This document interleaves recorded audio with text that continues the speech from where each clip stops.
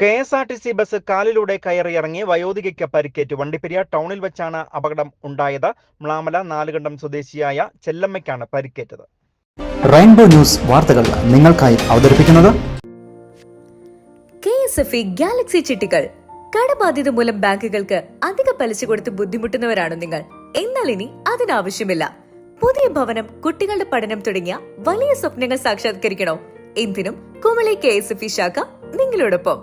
കുറഞ്ഞ മാസത്തവണയിൽ 10 ലക്ഷം രൂപയുടെ ചെട്ടികൾ ഓരോ മാസവും 10,000 രൂപ വീതം 100 തവണയിൽ. 2-ാം മാസം മുതൽ 7,500 രൂപ മാത്രം.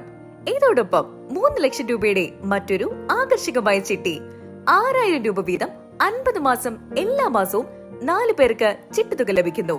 ശനിയാഴ്ച ഉച്ചകഴിഞ്ഞ് 2 മണിയോട് കൂടിയാണ് അപകടം ഉണ്ടായത്. വണ്ടിപ്പെരിയാർ മ്ലാമല നാലുകണ്ടം സ്വദേശിയായ 77 വയസ്സുള്ള ചെല്ലമ്മയ്ക്കാണ് പരിക്കേറ്റത്. മ്ലാമലയിൽ നിന്നും രാവിലെ ചുരക്കുളം പ്രാഥമിക ആശുപത്രിയിലെത്തി ചികിത്സ കഴിഞ്ഞ് വണ്ടിപ്പെരിയാർ ടൗണിൽ എത്തുകയും തിരികെ വീട്ടിലേക്ക് പോകാനുള്ള ബസ്സിലേക്ക് കയറാൻ നടന്നു പോകുകയായിരുന്ന ചെല്ലമ്മയെ കുമളിയിൽ നിന്നും കോട്ടയം ഭാഗത്തേക്ക് പോകുകയായിരുന്ന KSRTC ബസ് ഇടിച്ച് ഇടുകയും ചെല്ലമ്മയുടെ കാലിലൂടെ ബസിന്റെ മുൻവശത്തെ ടയർ കയറി ഇറങ്ങുകയും ചെയ്തു. ആ വണ്ടിക്കകത്ത് വണ്ടി കയറാൻ പോകുമ്പോൾ ട്രാൻസ്പോർട്ട് വണ്ടിയും അവിടെ നിൽപ്പുണ്ട്.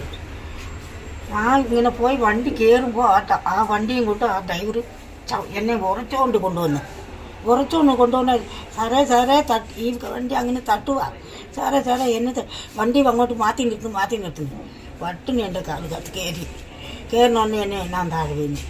കാലിനകത്ത് പോകുമ്പോൾ അതേ ഞുരുങ്ങിപ്പോയി കാല്. സാറേ എൻ്റെ കാല് ഒടിഞ്ഞേന്ന് പറഞ്ഞ് കളഞ്ഞ് പിന്നെ ആൾക്കാരെല്ലാം തേങ്ങാക്കാലം അത്ര ആളും വയല് പറയുന്നു മേനൊന്ന് നീ വണ്ടി കൊണ്ട് ആ പെണ്ണുങ്ങൾ മേലെ കയറ്റിട്ട് എനിക്ക് എല്ലാം ചാരി ഓടി വന്ന് എന്നെ തൂക്കിയെടുത്ത്.